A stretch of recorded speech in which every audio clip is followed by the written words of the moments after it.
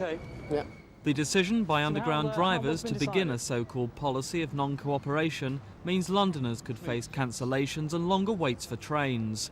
Drivers are expected to insist on taking scheduled breaks between journeys and will refuse to run trains with slight defects.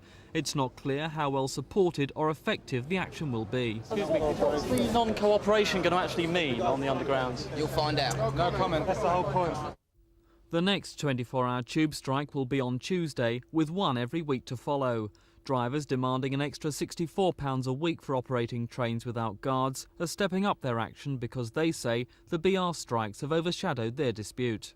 The management have not agreed to put a single penny on the table without a whole string of conditions, all of which are totally unacceptable to the members. We've had 10 strikes.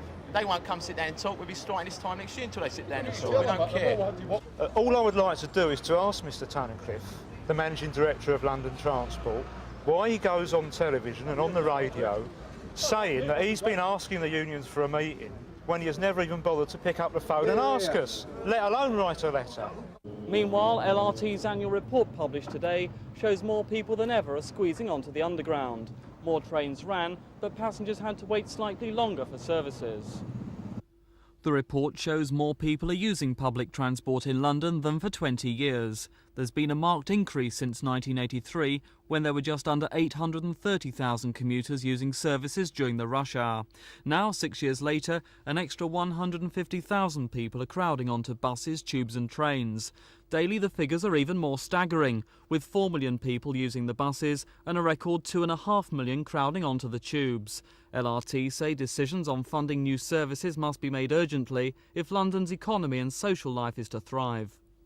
We need to improve the existing system by expanding the stations which are congested and to provide more train services. In addition to that, we need 2 or 3 new lines to relieve congestion in central London and to provide new access out to Docklands. Are you saying those decisions should be taken fairly soon? We need to take those decisions quickly so we can get the new capacity in place by the mid-1990s.